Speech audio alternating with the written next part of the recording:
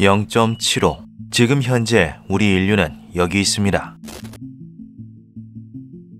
만약 이 드넓은 우주에 우리를 제외한 문명이 존재한다면 그들이 어느 정도 발전해 있는지를 어떻게 계산할 수 있을까요? 또 우리 인류가 도달한 위치는 어떻게 알 수 있을까요? 1964년 소련의 천문학자인 니콜라이 카르다쇼프가 제안한 카르다쇼프 척도는 이 문제에 대한 명쾌한 해답이 되어주었죠. 아주 먼 과거 인류는 오롯이 자신의 근육에서 나오는 에너지만을 사용했습니다. 말, 소와 같은 가축을 기르게 된 후에는 그보다 몇 배는 큰 에너지를 사용하게 되었고, 증기기관과 같은 장치를 개발한 후에는 수십, 수백 배에 달하는 에너지를 다룰 수 있게 되었는데요. 그리고 현재 우리는 과거라면 상상도 할 수 없을 정도의 어마어마한 에너지를 일상적으로 사용하고 있죠. 이처럼 문명은 발전하기 위해 에너지를 필요로 하며 발전 단계에 따라 사용하는 에너지의 양이 기하급수적으로 늘어나게 됩니다. 이것을 근거로 문명이 얼마만큼의 에너지를 사용하는가를 통해 문명의 척도를 구분하는 것이 바로 카르다쇼프 척도인데요. 초기에는 단순히 유형 1, 유형 2, 유형 3의 세 단계로 나누어졌지만 1973년 미국의 천문학자 칼 세이건이 문명의 단계를 구체적으로 세분화하여 정확히 문명의 수준을 평가할 것을 제시하며 소수점 자리까지 값을 구하는 공식이 등장하게 되죠. 이 공식에 따르면 우리 인류는 현재 0.75 단계에 도달해 있습니다. 아직 유형 1에도 도달하지 못한 상태죠. 유형 1은 모성의 에너지를 전부 활용할 수 있는 문명을 나타냅니다. 인류의 경우 지구의 모든 에너지를 완벽하게 제어할 수 있을 때 비로소 유형 1에 도달했다고 할 수 있는 것인데요. 우리가 이 단계에 도달하기 위해서는 현재의 약 500배에 달하는 에너지를 사용할 수 있을 정도로 발전해야 하죠.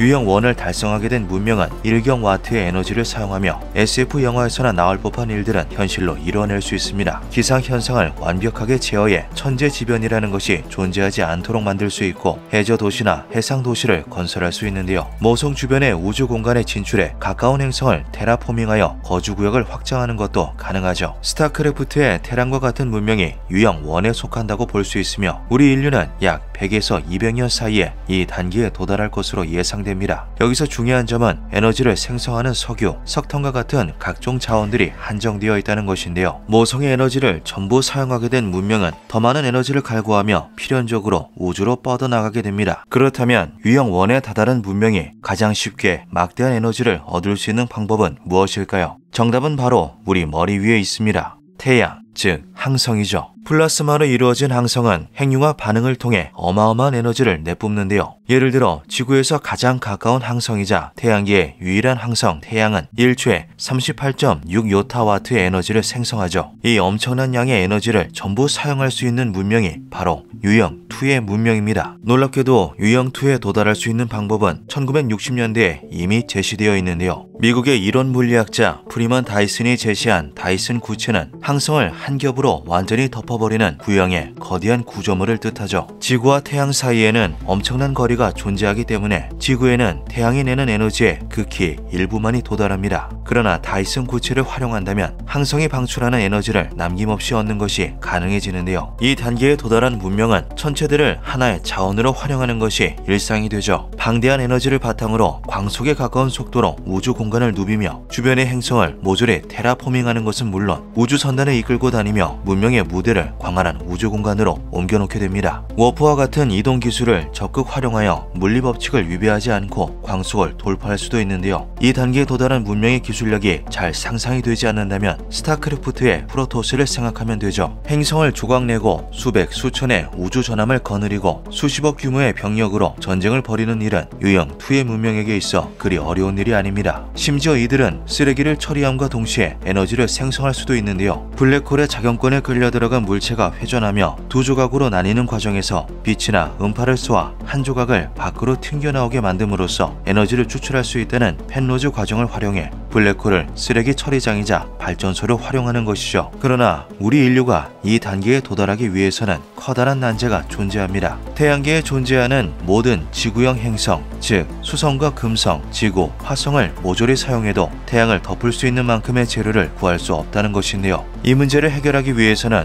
질량의 대부분이 가스와 같은 유체로 이루어져 있는 목성형 행성들의 대기를 제거한 뒤 핵을 채굴하거나 태양계 밖의 행성들을 함께 사용해야 하기 때문에 어마어마한 기술력과 시간이 투자되어야 하죠. 때문에 우리 인류가 이 단계에 도달하기까지는 약 1000년에서 3000년 이상의 시간이 걸릴 것으로 예상됩니다. 만약 하나의 항성이 아닌 여러 개의 항성을 에너지로서 활용할 수 있다면 어떨까요? 분명 그 문명은 우리가 감히 상상할 수 없는 신과 같은 능력을 보유하게 되겠죠. 유형 3는 자신이 속한 은하계 전체를 에너지로서 활용하는 문명을 의미합니다. 우리 인류로 예를 들면 우리 은하를 완전히 정복해야만 이 유형에 도달할 수 있는 것인데요. 은하의 중심에는 초대질량 블랙홀이 존재하며 우리 은하 역시 태양의 약 400만 배의 질량을 지닌 블랙홀이 중심부에 위치하고 있습니다. 이런 초대질량 블랙홀과 더불어 태양의 700조 배의 밝기로 빛나는 퀘이사, 태양이 일생 동안 내는 총 에너지보다 커다란 에너지를 한 번에 내뿜는 감마선 폭발, 태양의 100억 배에 달하는 부피를 자랑하는 적색 초고성 스티븐슨 28을 비롯한 온갖 천체를 하나의 자원으로서 활용하게 되는 날이 바로 유형 3에 인류가 도달하게 되는 날인데요. 그 난이도가 너무나 높다 보니 앞선 두 유형과 달리 도달까지 최소 10만 년에서 100만 년이라는 기나긴 시간이 소요될 것으로 예상되죠. 약 5간 와트에 달하는 에너지를 활용하는 유형 3 문명은 창작물에서도 찾아보기 힘듭니다. 이미 초자연적인 존재에 도달한 이들은 행성과 항성을 창조하고 마음대로 위치를 조정하며 중력 이론조차 통용되지 않는 막대한 에너지로 시공간 자체를 뒤틀어버리는 것이 가능한데요. 이러한 문명들은 끝없이 다른 은하계로 자신들의 영향권을 확장하며 더더욱 많은 에너지를 활용하게 되죠.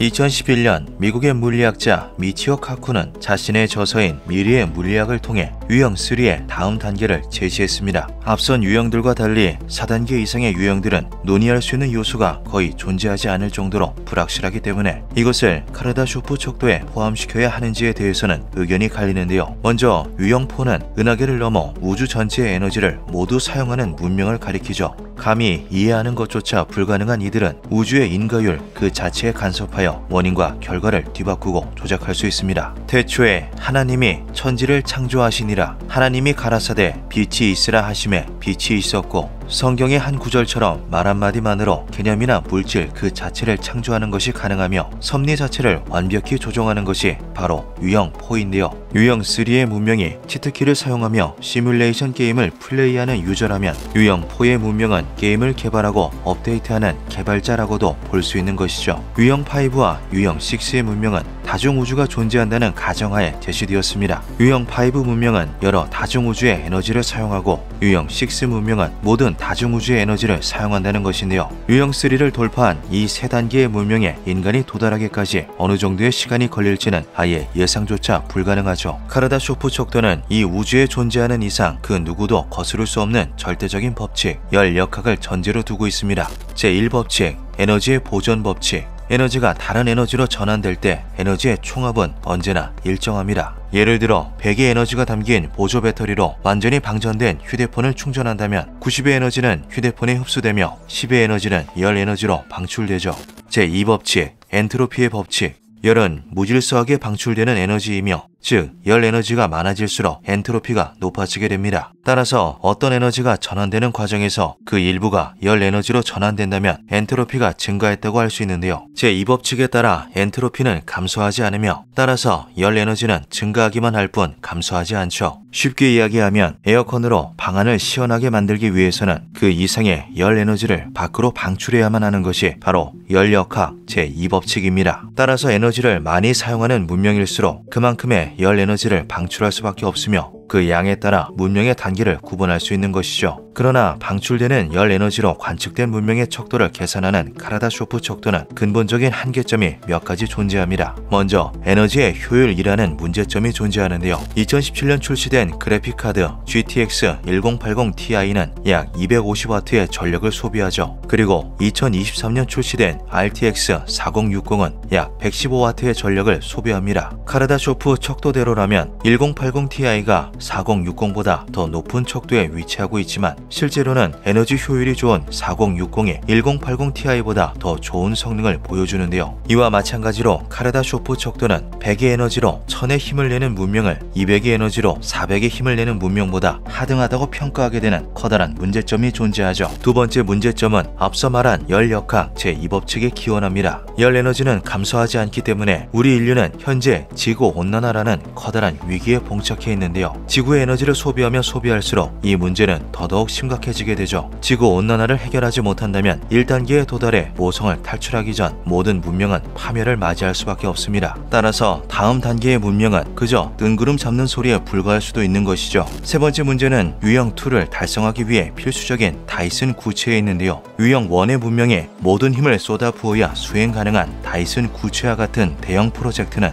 필연적으로 문명 전체의 단합과 결속을 요구합니다. 그러나 인류는 이미 온갖 갈등으로 인해 서로 화합은커녕 전쟁을 일삼고 있으며 화합을 하였다 하더라도 그 평화가 채 100년도 가지 못하는 것이 현실인데요. 이 때문에 인류와 완전히 다른 사상과 윤리의식을 가진 종족이 등장하지 않는 한 문명은 결코 유형 2에 도달할 수 없죠. 여러 한계점이 있음에도 불구하고 문명의 발전 단계를 직관적으로 나타낸다는 장점이 있는 카르다쇼프 척도는 지금까지도 널리 쓰이고 있습니다. 인류가 유형 1을 달성하기 위해서는 산업혁명과 같은 대규모 전환이 필요할 것으로 예측되는데요. 현재 4차 산업혁명으로 주목받고 있는 AI의 발전이 가장 유력한 후보로 꼽히고 있으며 일각에서는 유기 생명체의 한계를 극복하기 위해 인간이 육체를 버리고 의식을 컴퓨터에 업로드하는 디지털 문명으로의 전환이 필요하다는 주장을 꺼내기도 하죠. 한편 네덜란드 전파 천문학 연구소는 2015년 유형 3의 문명은 매우 드물거나 관측 가능한 우주에 존재하지 않는다라는 결론을 내렸습니다. 과연 고단계의 문명은 단지 허상에 불과하며 이 드넓은 우주에는 인류만이 유일한 문명인 걸까요? 그것이 아니라면 우리 지구를 건전지 정도로밖에 보지 않을 고도의 문명이 어딘가 존재하는 걸까요? 기묘한 밤이었습니다.